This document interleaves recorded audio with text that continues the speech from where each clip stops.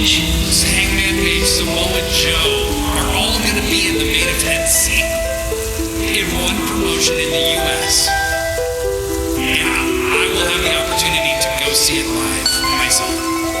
2018 me would literally be jumping for joy if me today time traveled back to 2018 and talked to me back then and told myself in 2024 Dreams. Kenny Omega, Bryan Danielson, We dream of great things.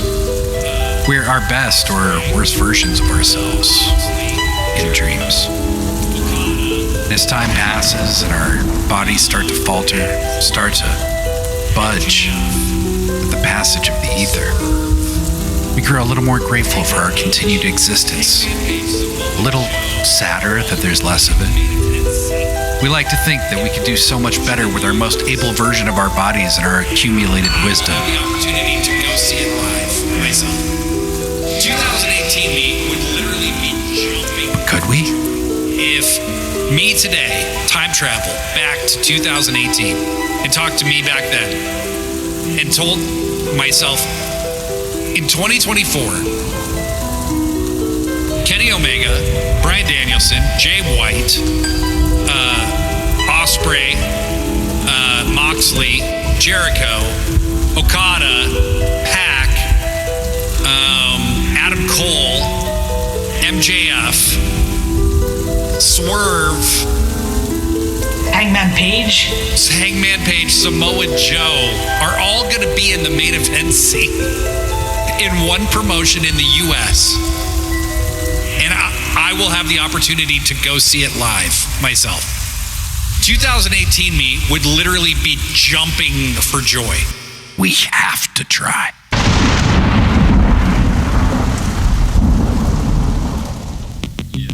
Hey, come here. You like pro wrestling? We got a little something for you. Two fans, 3,000 miles away. We each been watching for more than 30 years. Celebrating the art form, the action, the homoeroticism. We ain't rating matches. We ain't analyzing stories. We ain't experts. We just sit down, shut up, and mark out!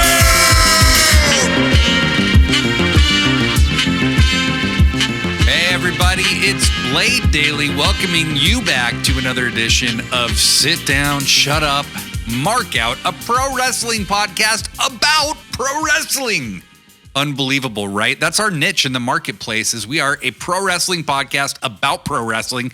We are focused on the on-screen product much more than the backstage machinations. We don't talk about ratings. Generally, we don't talk about like attendance figures at shows. We don't talk about the business of pro wrestling because we want to be what I consider to be an actually interesting podcast.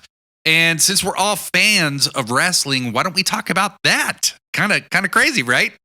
Kind of crazy. Anyway, I need you to keep a secret. So Joshi G is not here right now because I kind of am taping this before she gets here because I have a bit of a mission. You may have heard a little audio outtake of my dream last night at the beginning of the show. Yes, I do record my dreams on audio. And I'm very taken with this idea that I need to travel back in time to talk to my 2018 self, inform myself about the future of AEW, and just see what instilling that kind of joy my previous self might be able to do to improve the world. A lot happened after 2018 besides AEW. I mean, nothing as important as AEW. I mean, sure, we had a pandemic. Yeah, whatever. But like, what could a Blade Daily with this knowledge impart to the world? What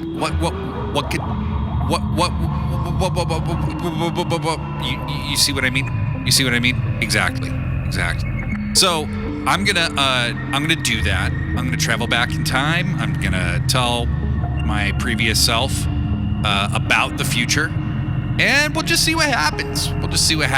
I am gonna predict that I'm gonna be able to overcome and undo a lot of the tragedies that have happened to me and to the world. But we'll just see.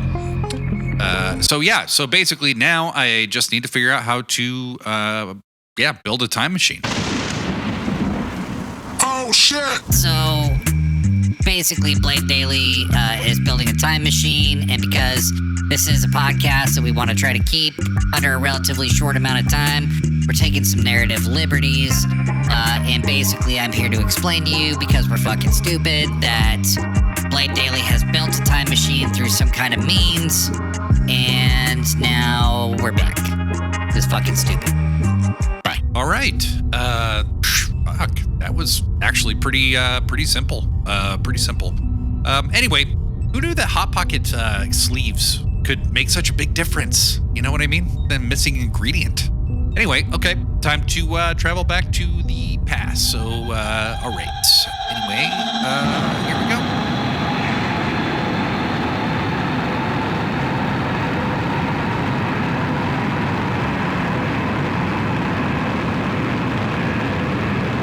Landing gear retract. Shit, that wasn't even that bad. Time Stream is not all that I thought it would be, though. It's like, who knew it was just images of dancing hot dogs, which was very cool. Oh shit, there I am. Time to make an approach. Blade, hey, it's me. I mean, I'm me from the future. How'd you know? Because you look just fucking like me, dude, except bad. Old. All right. Seriously, what the fuck, dude? We look like shit. Go for a long walk or something. Eat some fiber. Jesus. And besides, you looking like me, I knew we would do the if current me could tell blah, blah, blah, blah, blah me, I'd be jumping for joy thing at some point. Really? Dude, we've been saying that for years.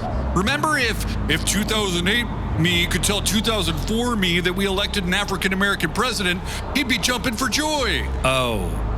Right. Or if 1999 me could tell 1992 me how much free scat porn there is in the future. Okay, Jesus Christ, shut up! Seriously, looking at you is not making me excited for the future. God damn it, fuck off, okay? The future sucks. Yeah, obviously.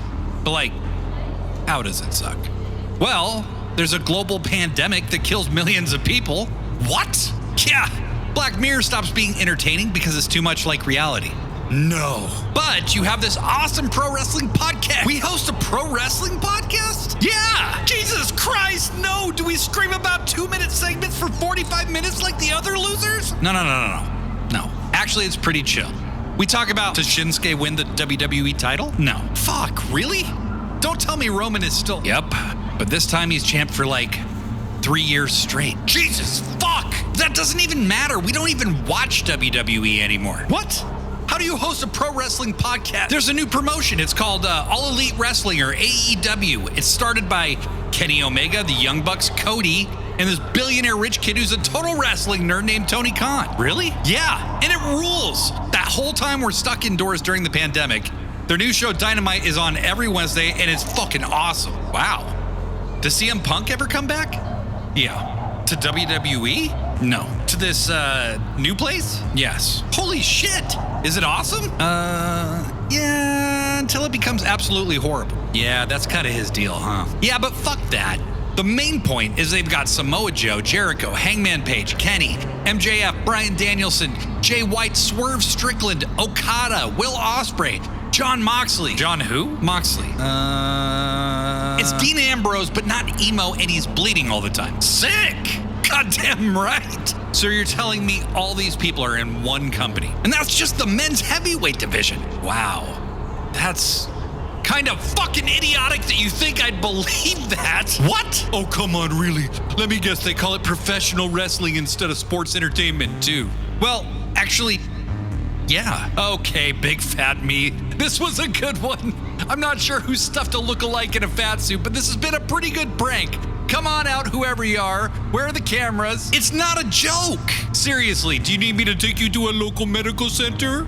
You almost had me. Thank God that pandemic thing isn't happening. Dude, seriously, it is. Wow. I feel a lot better. Away with you, haggard nightmare me. Away. Well, that was really fucking dumb. I'm a real asshole, you know that? Like, what an arrogant piece of shit. Do you think I need to tell anyone I just tampered with the past, or just walk away very, very quickly? Yeah, that's what I'm going to do. Let's just do the show.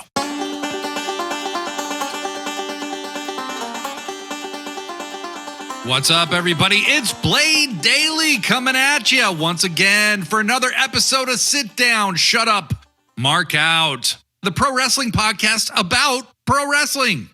It's a crazy concept, I know. Joshi G, how the hell are you? Doing well. How are you doing? How many times did you blade today? I blade daily. I try to make sure each and every day, just, draw a little rivulet of blood. It's not a real day unless I bladed. So thank you for asking. I appreciate that. Want to start off by encouraging our listeners to leave us a review in the iTunes store or a rating, wherever reviews or ratings can be left. Leave us the very best one, wherever those are available. It is a big help for us getting more exposure, getting seen. But more importantly, Joshi G, we got to thank the good people of the podcastiverse who have given us such incredible feedback about our first episode, our very, very late review of AEW Dynasty, and our incredibly stale fantasy booking. For people listening to something that was completely outdated by the time they heard it, they were really nice. Absolutely. We really appreciate you guys. I mean, this was our very first episode. We didn't know how people would react to it. So the fact that we got so much positive feedback and that it was shared with so many people makes me really proud. Thanks again. And I hope that you continue to support us, because without you, we don't have a podcast. Let's be honest. Well, absolutely. And to see how hungry a lot of people are for different kinds of wrestling podcasts that are talking about the actual wrestling instead of talking about what people are saying online or talking about what one person on another podcast said. Sometimes I think that there's podcasts that are about other people's podcasts. You know what I mean? It's it just kind of gets into this weird narrative loop, and it's like, what about the show? You know what I mean? What about the show we just watched that was pretty good? Once again, thank you all so much. We are going to have more places for you guys to interact with us. This has been a really, really eye-opening, incredible experience for myself. I know for you, JG. And we commence the conversation about everything that's happened since AEW Dynasty, because that was quite a while ago.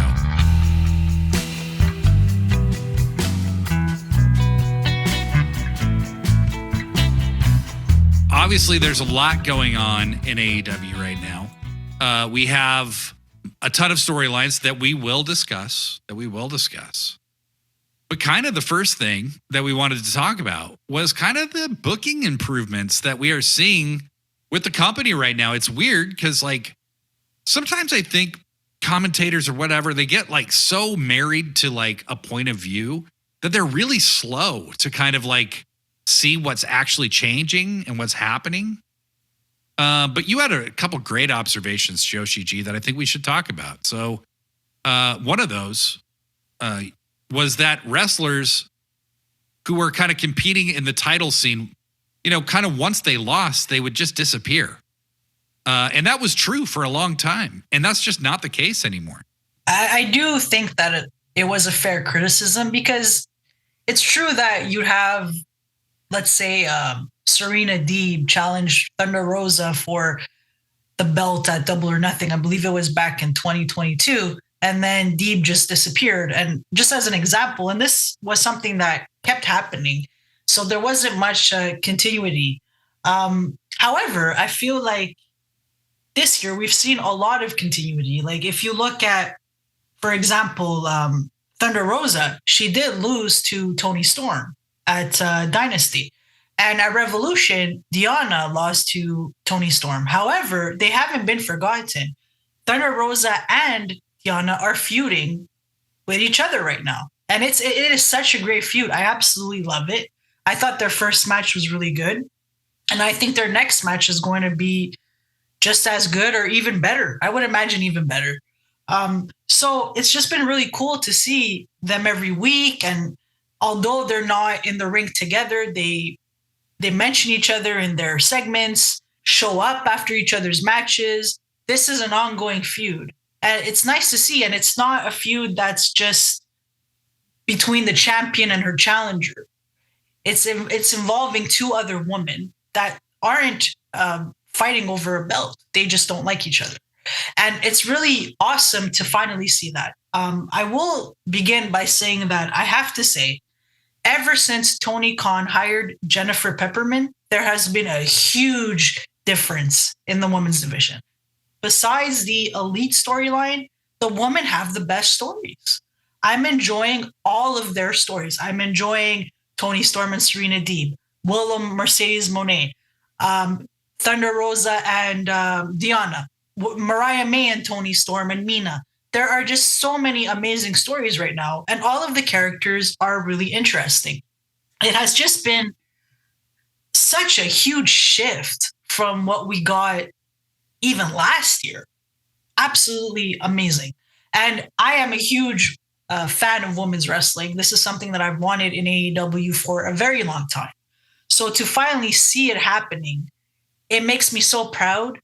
And I've been saying this from the very beginning, and it just reaffirms what I have been saying, which is that they absolutely needed to sign Mercedes in order to ensure that the woman would get more time and to ensure that these women would eventually main event pay-per-views. And it is looking very likely that Willow and Mercedes will main event Double or Nothing, which is amazing. I mean, I'm still waiting for that to be confirmed, but that's what it looks like. You absolutely need a big name in order for the other wrestlers on that in that division to get more time. It needs to be centered around somebody that has a big name. When AEW started, you had Chris Jericho, and so a lot of wrestlers worked with him, and they became bigger and whatnot. I feel like that's one thing that the woman really needed. They needed that top star. And I feel like now that we have Mercedes, it's very evident that they're taking the woman a lot more seriously. It is. Well, and I think that it's almost in a way like kind of a redo of the Punk signing, where you bring in this big star, but you don't give away all of the TV time to them, and you don't let them run roughshod over the corporate structure of the company. You know, this is their chance to bring in a CM Punk level wrestling star who can transform that women's division. And you're damn right. Like, the women do not get this kind of TV time without Mercedes being there. And then just some other examples that we thought of wrestlers that lost a big match but continue to be used very well. So, for example, we have Christian Cage. He lost the TNT title to Adam Copeland, took some time off, and now he's back and he's challenging Swerve. That's, pretty common in wrestling historically, is like if you're holding, what I would consider a secondary title, you lose upward, right? You lose that secondary title so you can go challenge for a more prestigious title. And Christian getting the title shot makes all the sense in the world to me. And I'm so glad they didn't get rid of the patriarchy, because I think me too. It's too good. It's too good right now. Works so well. They can't they haven't gotten nearly all the mileage out of it that they can. No, this is the best version of Christian I have ever seen. And I have been a fan of him since the very beginning. I thought he was very entertaining, a great wrestler. And to see him finally be used in a way where he is coming across as a really big deal makes me really proud, because he deserves it. He's always been underrated, underappreciated. And finally, I feel like people are recognizing how talented he is. So I'm very glad that he's still being used very well. And then another example we thought of was Samoa Joe. He dropped the World Heavyweight title to Swerve. And he was away for like a week or something like that, maybe 2 weeks. But on last week's Dynamite, he had that amazing vignette and showed that he is still indestructible and that he will essentially kill you. And so I'm just, and so as somebody who absolutely loves Samoa Joe, loved him from when he was in ROH, TNA, just always loved the guy. It's just really great to see him in a position where he's a top guy because he absolutely deserves it. He's amazing on the mic. He wrestles extremely well at his age. And that guy's taken so many beatings. He's had life-threatening career injuries. And look at him now. It's just a beautiful thing to see.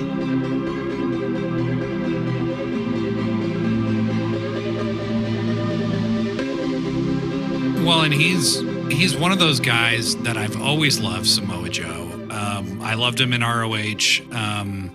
He was the talk of indie wrestling, in 2003, 2004. Samoa Joe was that guy that, like, you heard about him way, the way I remember it. I heard about Samoa Joe a lot more than you heard about a Bryan Danielson or you heard about CM Punk, who was doing interesting things with Raven. That was the first time I ever heard of CM Punk. But Samoa Joe was the guy, the dude. And when I saw him wrestle, I totally got it, right? Then he goes to TNA. He has could have had a much better run, but he still has a very good run. But I think it does kind of diminish his legacy a little bit because of just the shittiness of the booking that they put him in. That he's playing second fiddle to so many people he should be crushing. And then he leaves. He goes to NXT. Triple H clearly loves the guy. He gets a huge run there in NXT, goes up to the main roster. And just like so many people that went to the main roster at that time, Vince just doesn't see it. Vince, I think he likes Joe, but he doesn't like him like, I want to make you a world champion like him. Not the way he likes Roman Reigns, no. Right. That feud he had with Brock Lesnar in WWE, Joe made the most of the little opportunity he was given. Brock clearly loved working with him. And then he beat him in 5 minutes at the fucking pay-per-view. I mean, it just, everything that Joe did in WWE just would come to this ignominious end where he never got the respect he truly deserved. Then he has the concussion stuff and, then he's doing commentary in a poncho at a WrestleMania. Oh my gosh. And then these fucking idiots release him. Then they bring him back less than 3 months later. And then they release him again. Oh man. And thank God they did. Because he goes to AEW. And this man has been pure fire from the jump. I mean, Samoa Joe is one of my all-time favorites, always has been, but he's climbing. His position is growing because this man, he has something that so few people truly have, which is he convinces you completely of who he is. I think it might be his demeanor. It's 100% his demeanor, but like this guy has aura. Like you do not want to run into this guy in a dark place where no one's around. You do not, like, Samoa Joe is like the dude, he's gigantic for one, but man, the promos he cuts. Samoa Joe doesn't swear. Samoa Joe, and this is where, and I don't want to sound like I'm criticizing MJF too much. But MJF sometimes comes across to me as like a guy who's young, who like is trying to like reinvent, what the modern promo can be. Right. And he there's been times where he's tried to be super dark, like movie villain dark. And then Samoa Joe comes out and with like half as many words says 10 times more, and I am a MJF fan. Don't get me wrong. I'm a big fan of his work, but he's young and Samoa Joe just shows you what it's all about. I think the thing with Samoa Joe is that he's also so philosophical. And so when you listen to him, he just sounds so bright He's obviously an intellectual, and everything that he says kind of sounds biblical in some ways. He just makes it work so well. And like, I agree with you. I love MJF. I think he's terrific on so many levels. But I do agree that there are times where he talks for a little bit too long and he's saying things without really saying what he means, if that makes sense. Whereas with Joe, as you said, fewer words, he gets his point across and he scares you. And that works really well for me. But since you mentioned the booking improvements, I will discuss Swerve because I remember reading online that fans felt like Swerve was being treated as secondary to the Elite, that he wasn't his rootless self anymore. He became soft. So a couple of things. First off, this storyline with the Elite is connected to so many other storylines and wrestlers. So as we saw on Dynamite, the Elite got Christian Cage to hire Mogul Embassy to beat up Swerve. So that is all connected. And they even, like when Christian went backstage and told Matthew and Nicholas Jackson that their idea was great, Matthew said something along the lines of, "Oh, I hope that wasn't a bitch move," because Swerve had said that the previous week about the Jackson brothers, what they had done to Tony Khan like 2 weeks ago. It was a bitch move. Yeah, exactly.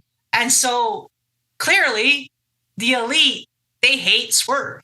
And right now, like, yes, Swerve is feuding with Christian, but they are involved, right? And so eventually we will see Swerve get his hands on the Elite. So no, Swerve is not being treated as secondary to the Elite. That is not what's happening at all. So I am glad that they showed on Dynamite that they're all working together. And in regards to Swerve not being rootless anymore and being soft, did you guys see what he did on freaking Collision on Saturday? Good God. He acted like a freaking psychopath. I loved it. I loved it too, because I was like, yes, I don't want Swerve to change. I want him to be a babyface, but I want him to have that edge to him. And I want him to continue to act like a psychopath. Yes. Well, and that's it. That's exactly right. Like, so like they have a tough thing to do with Swerve right now. And since he won the title, really, which was like, he's coming around to the fans, right? But he is the head of this giant stable full of killers. Doesn't really seem very babyface-ish, right? And you want to feel sympathy for Swerve, but you don't want him to become that John Cena babyface, right? Like, you want that stone coldishness to him.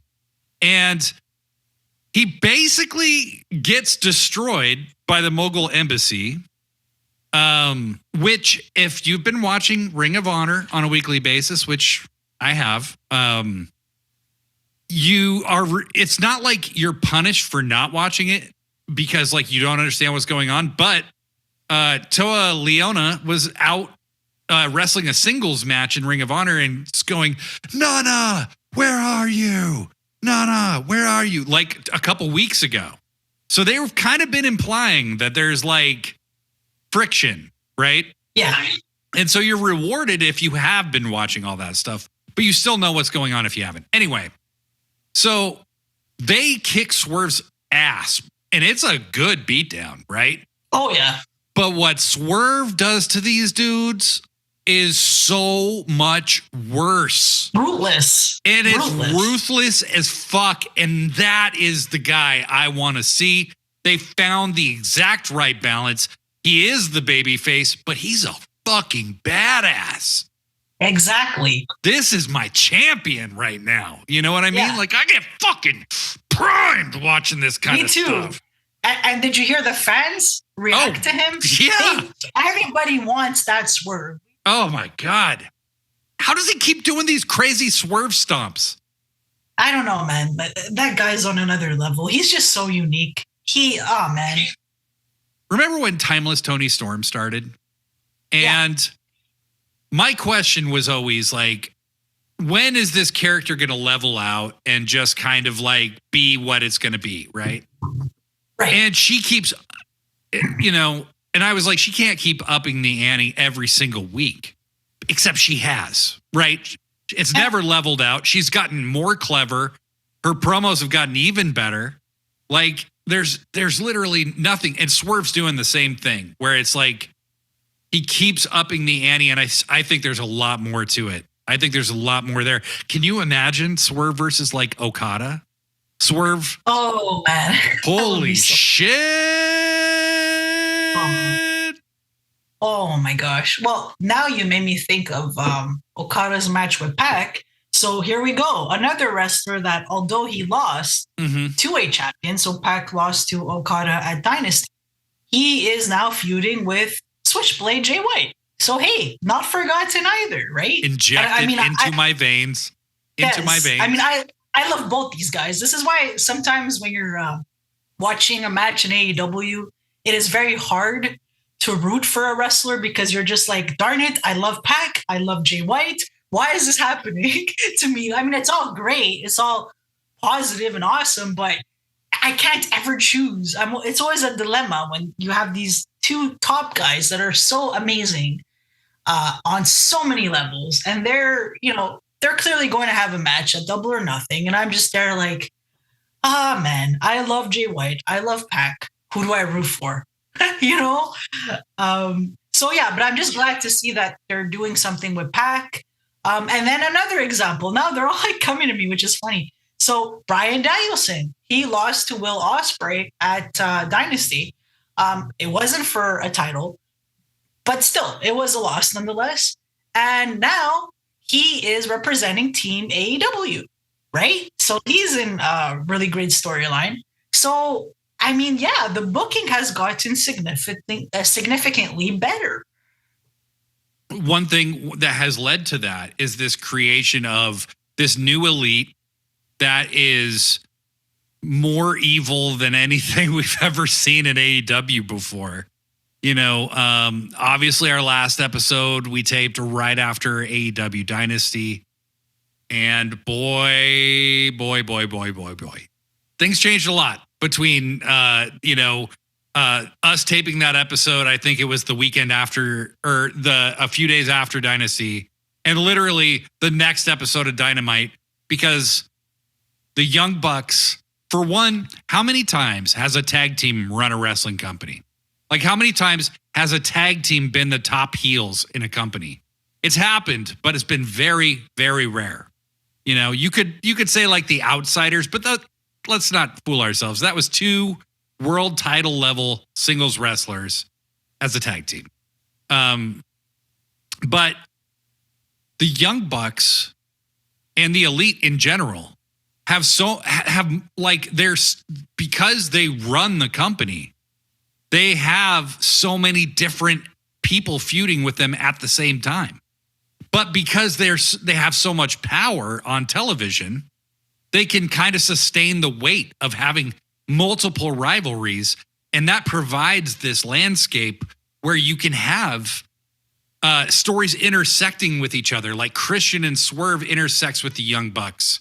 And undoubtedly, there's going to be a lot more of that. But you also have the Young Bucks and little baby Jack Perry, little sweet as can be, sweet as pie, Jack Perry, who couldn't cut a fucking compelling promo to save his life. Not at all. And he was a bit better after he turned heel, but still not very good. Let's be real. They show this footage at Forbidden Door. Or what am I talking about? They show this footage on Dynamite. People across the world soil themselves, screaming about what a huge mistake this is. It's WCW 2000. And Jack Perry has literally ascended to a higher place than he's ever been in his entire career in a simple matter. This was a month ago. They showed that footage. Yeah. It was a month ago.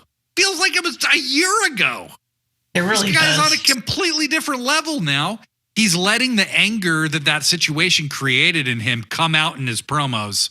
and he's crushing it. His promos are as good as anybody's right now. But he made himself one of the biggest villains in AEW by doing what he did to Tony Khan. Well, let me put it this way. A year ago, Jack Perry was my least favorite pillar. I just didn't find him. As you said, even when he did turn heel, he wasn't there yet.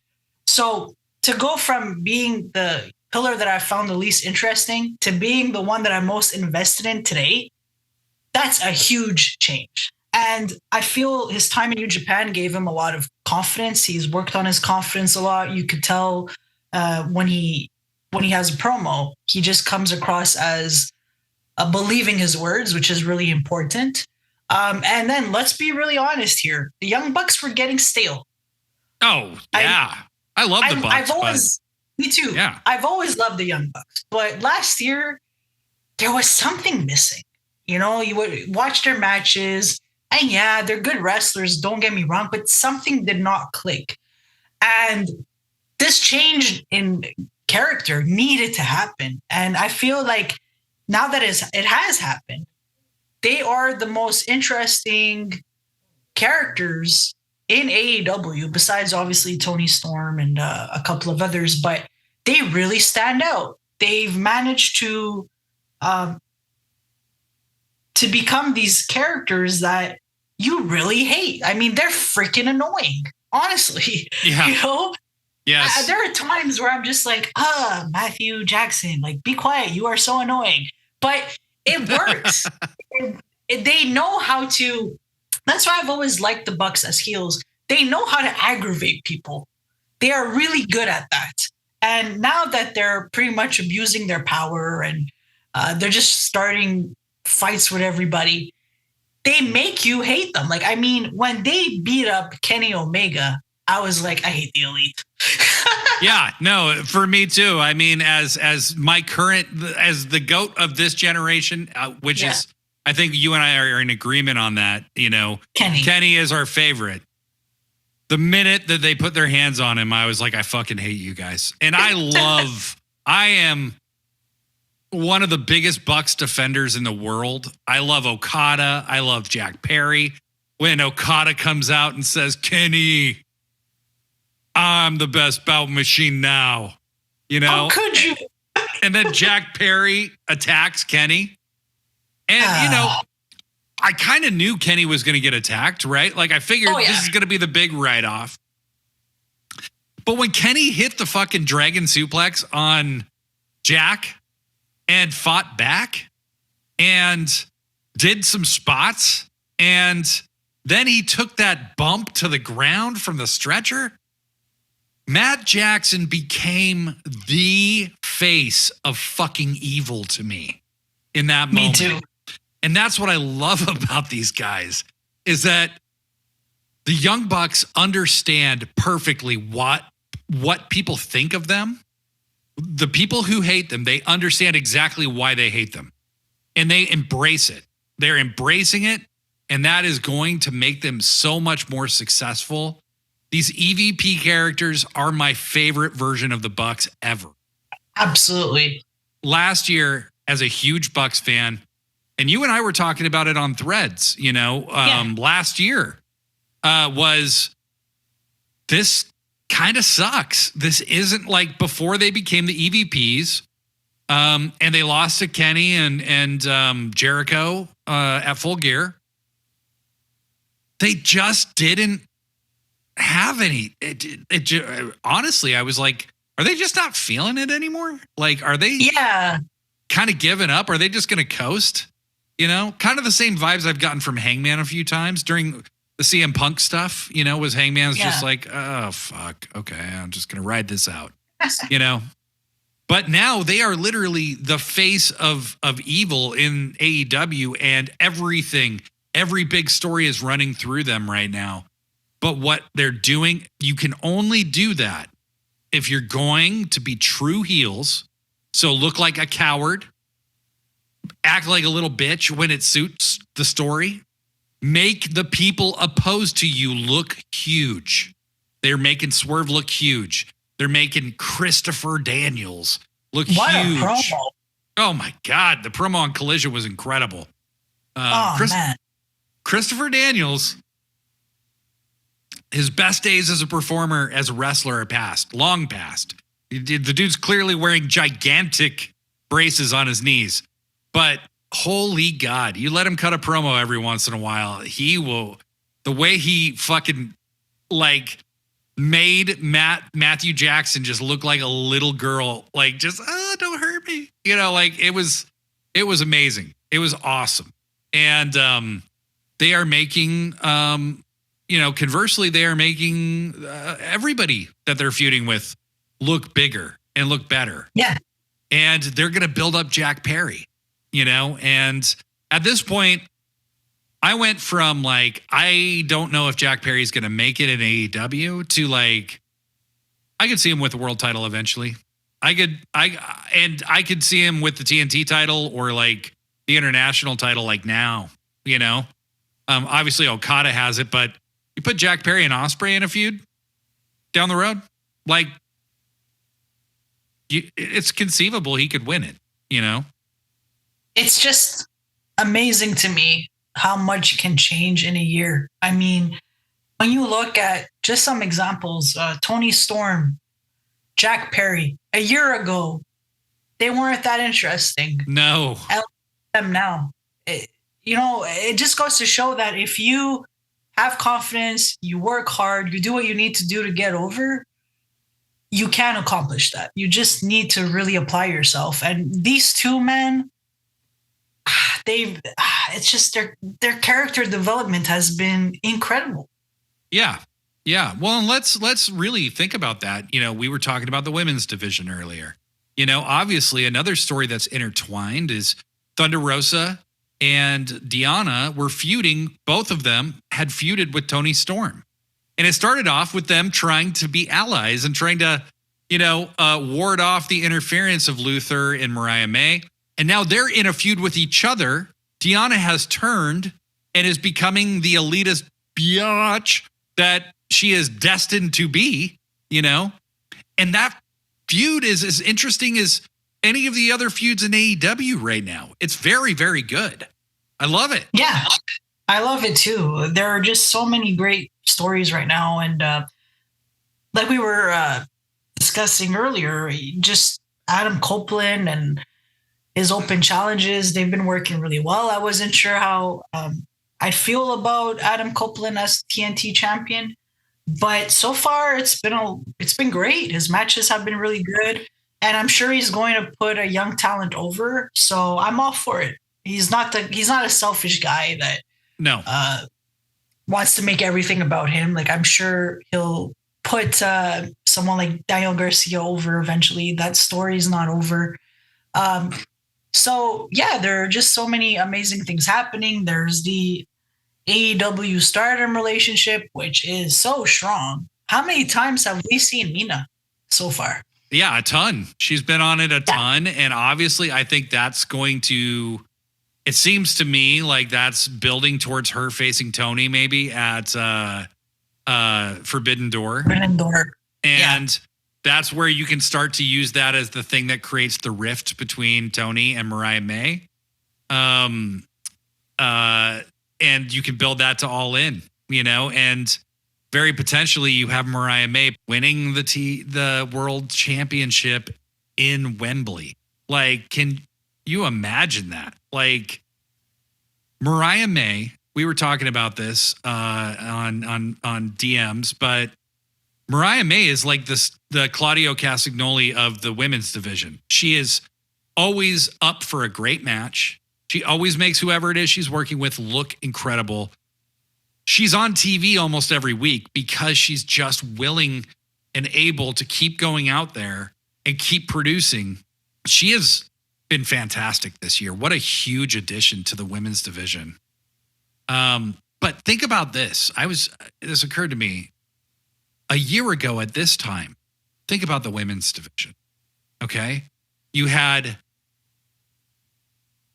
the Outcasts were like the main women's storyline in AEW. And they just did the same thing over and over and over and over and over again. You know, with the spray paint and yeah, I think they wanted like Saraya to be what Mercedes actually is, right? Which is like they wanted Saraya to be the game changer, but they put her in a position where she couldn't succeed. You know, like she was supposed to be the one to carry it on her back, and that's too much to ask of her as a wrestler. And now that she is where she belongs, which is like kind of in these fun storylines, you know, with the Ruby storyline, her and Harley are they're so good together. They are incredible assholes together. Harley is a fucking psycho. Just having them together though is what a great pairing, you know? What a great pairing. And this women's division is just exploding. And then you have this great feud with Willow and Mercedes. Willow is holding herself like a massive star right now, like an absolute star. I could not be prouder of anyone than I am of Willow for coming so far. Like, yeah, when she first showed up in AEW, I didn't hear her do a promo for a while. I saw her wrestle and I really liked it. And then I heard her do a promo and she was kind of making these corny jokes. I did not like it. I was like, that doesn't work. That will not work. And over the course of 2 years, I have watched this woman now standing in that ring as TBS champ, knowing that her compadres, Stokely and Chris Stat, may very well be plotting her demise right now. She is getting ready for the biggest story of her career with Mercedes. You know, I anticipate that Mercedes is taking that TBS title at Double or Nothing. Oh, yeah. And then I think they're going to have the feud of a lifetime. And it's going to be a long-term story that they tell with Mercedes and Willow. I think with Willow, you look at 2023, she had a really good year. She had an amazing match with Athena for the ROH Women's title. One of my favorite women's matches last year, actually. Absolutely loved it. Yeah. She won the IWGP Strong Women's Championship. I know that Mercedes was supposed to win, but unfortunately she got injured and Willow won still. I mean, it still counts. She did win it. Yeah. She did face some wrestlers from Stardom. She won the Owen. She accomplished so many things last year. And now to see her right now feuding with AEW's biggest female signing ever. I mean, to put her in that spot is just incredible. It just goes to show that they trust her. And I really like that they decided to continue her story with Mercedes from last year. And, you know, the thing with Willow is she is so beloved. And I think that her loss at Double or Nothing will be devastating to fans. But not just that. I think after the match, like you said, Chris Stylander and Stokely will probably turn on her. And it's going to be so sad. I'm preparing myself for it because she is such a likable person that you don't want to see her get hurt, but you know it's happening. It's going to happen really, really soon. And it's one of those things where she's just going to become a bigger baby face. Yeah. And so the story, it's just going to help her become maybe the biggest baby face in AEW eventually. You just look at the way the fans react to her now. They love her. Yeah. They absolutely adore. And I think that Mercedes does need to win the TBS title. It definitely has to happen. And I know that, you know, some fans are like, oh, no, I want Willow to remain champion. I get it. I love Willow too. But think about the story. She's going to be very bottom and is going to have to pick herself up. And that's always a good story. Yeah, this isn't Willow dropping the TBS title to like some 50-year-old. You know what I mean? This is like Mercedes Moné is in her physical prime. She is one of the biggest stars in wrestling, men or women. And it makes sense for her to have that title. And I think that she is one of those people who makes the title bigger by having it. And then when Willow gets it back from her, which I definitely will, Willow's going to be a much bigger star. You know, I am not sure how long that feud will be, but it seems like it will probably last a while. You know, we all know that, well, we don't all know, but I do. You know, I've seen that Camille is like under contract with AEW. Get out of here. The cat's jumping all over the place. But we know that, you know, Camille is very likely under contract right now. And is she involved in this somehow? You know, I think for maximum reaction, you have to turn Stat and you have to turn Stokely. And if you put Stokely Hathaway and Chris Statlander, these two fucking goons, if you put them with Mercedes, that's money all day and all night. Like, I think her saying like money changes everything, like Chris is going to turn. There's a hidden agenda there. Yes.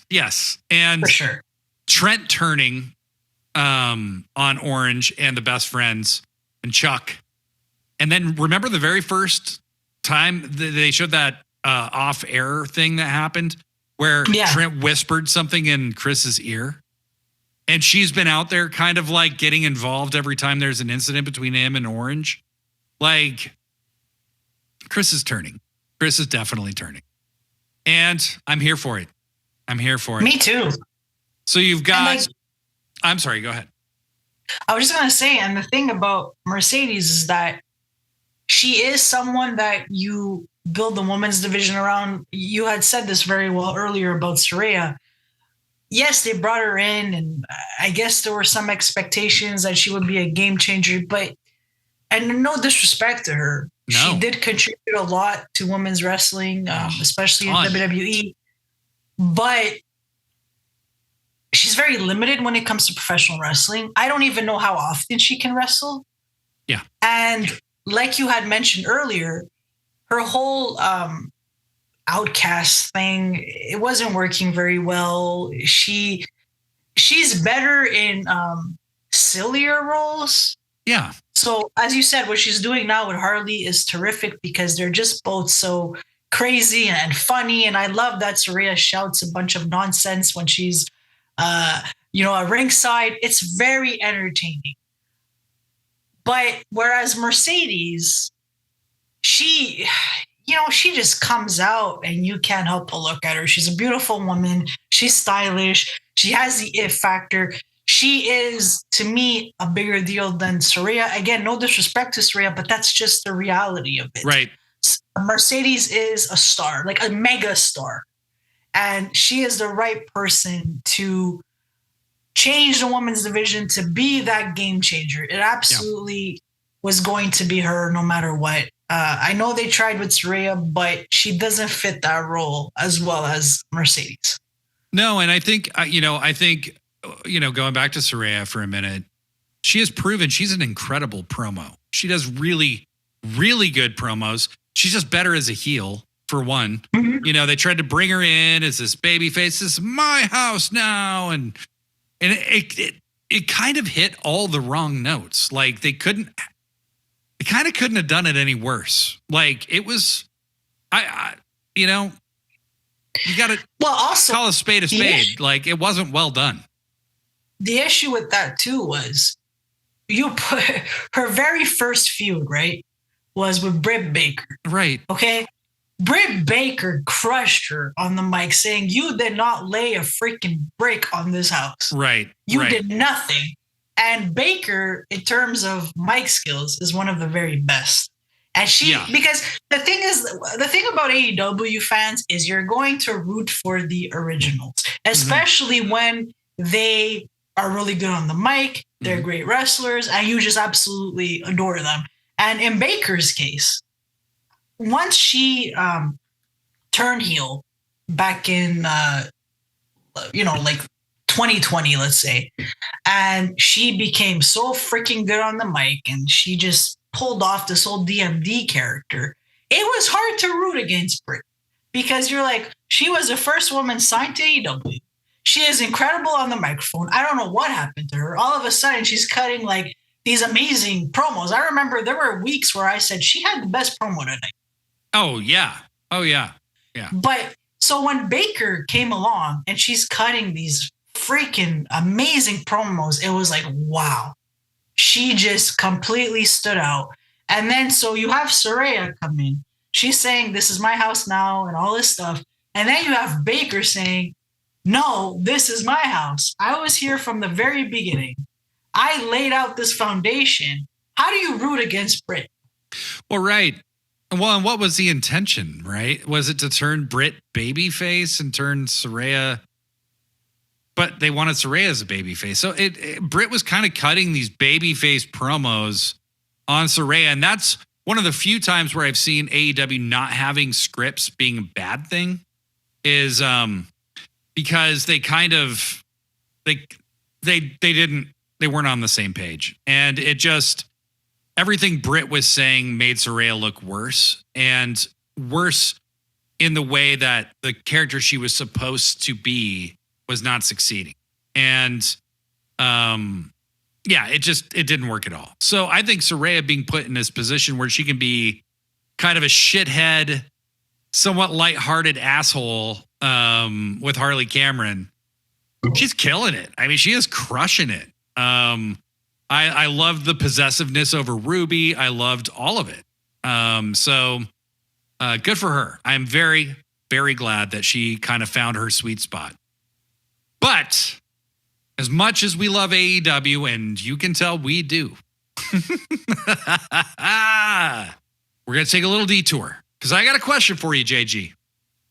I have in my head, I have two picks. Okay. What was the greatest stable that ever lasted less than a year? Less than a year. Okay. Mm-hmm. I would say the Hart Foundation. Mm-hmm. That's one of my two. That's one of my two. Want me to come up with another one? Yeah. Hit me with another. Wow, that's tough. Well, DX lasted a long time. Yeah, I mean, they're still together, which is weird. It's like, get over it. Break up. You're not cool anymore. NWO lasted a really long time. I personally love the NWO, but I love the NWO for a while, for like a year and a half. You know what? Actually, it lasts less than a year. Maybe the main event Mafia and TNA. I actually found them I found them really fun. Yeah, I like the Sting and Booker T. Who else was in it? Kurt Angle. Was Scott Steiner in it? I don't recall. I believe he was. And Samoa Joe ended up in it. We're the veterans, and and they're just bullying the younger talent. Right. And they had a few. Like, I actually thought that was a really good faction. Now that I'm thinking about it, it had its moment. It really did. It really did. So my second pick. Deep cut, the Dangerous Alliance in WCW. that was Paulie really good. Dangerously, Ravishing Rick Rude, Bobby Eaton and Arn Anderson, and Larry Zbyszko and Medusa. Oh man, you're right. That was a great fact. And it didn't last a year. They could have They could have run WCW for years. It's true. But Heyman and Bill Watts hated each other, and Heyman left. And while we had different picks for our second, we have the same pick for our first. And I think that's what we should tune in to focus on. Okay. Yeah. Now, there's no telling who the better faction is, right? Like, we can't say Dangerous Alliance is better or worse than the Hart Foundation. We can't say the Main Event Mafia is better or worse than the Hart Foundation. It's just kind of comes down to what you like, right? But have you ever been more into a faction so quickly and has a story for the formation of a faction ever been told so well as the formation of the Hart Foundation? Everybody talks about the Montreal Screwjob, but they don't talk about the 7 or 8 months before that, where a rapidly crumbling Bret Hart, who has lost his fucking mind with all this fuckery from Sid hitting him with a chair, or Austin fucking with him and costing him the title against Sid, And, fucking the crowd cheering Austin as he's fucking over Brett. Brett had it. And this years-old feud with his brother, Owen. Frustrating isn't the goddamn word for it. Yeah, there you go. There you go. And Brett, who had a years-long feud with Owen, who Davey Boy had joined against Brett. They start feuding with each other, and Brett's like, what are you guys doing? Stop it. Stop it. And they end this very long feud. You had always wanted to see Owen, and you knew Brett and Owen would eventually reconcile someday. And they finally do in the most sinister fucking way. Because Brett's the heel. Owen had been the heel that entire time. And at the end, you see that Brett's actually more evil than Owen. And they hug, on his face. And Brett looks at the camera. And wrestling did not tell subtle stories in those days. There was one person doing it, and his name is Bret Hart. And that's why he's the GOAT. They continue to feud with Austin the entire summer. They are baby faces like crazy in Canada. They add Jim Neidhart, who, like, what else is Jim Neidhart going to do? Just throw him in there, obviously. But they add Brian Pillman, too, which I thought was really cool. Because Brian, it was trained by the Harts, so he has this relationship with all of them. It was so cool. Brett is actually injured for a significant portion of the time that the Hart Foundation is together. And this is where I will grant the people who say sometimes promos are more important than the matches, because Brett is cutting the most toxic promos of his entire career. They are so focused. He is such a dick, and he just becomes more of a dick as time goes on. He is always baiting Austin into doing something so that he can get jumped by the Hart Foundation. They run roughshod over the entire company for an entire summer, and it culminates with Brett rightfully being crowned for the 5th time. He gets crowned as the world champion at SummerSlam when, fucking Playgirl pinup Shawn Michaels accidentally hits The Undertaker with a chair. And Brett pins his ass at SummerSlam. And Brett's laying on top of Undertaker, looking Shawn right in the eyes as he has to count the 3. Absolutely brilliant shit. It is the best, I think it's 7 months. It's the best 7 months of Brett's career. That's why the screw job is so offensive to me. Me too. Because Brett was doing the best work he had ever done up until that night. And the guy was never the same after that. What could have been had the Hart Foundation continued to go? Because I think there was a lot more mileage to get out of that. With one qualifier is that Brian Pillman did die during that run. And so that definitely puts, I think they could have kept going without him, but it definitely put some things in perspective. And definitely took some steam out of what they had. But I don't know that we'll ever have a circumstance like that where there's a faction that are baby faces in the neighboring country, in your home country of Canada, and heels in my home country of the United States. No. And the heat was nuclear, just absolutely nuclear.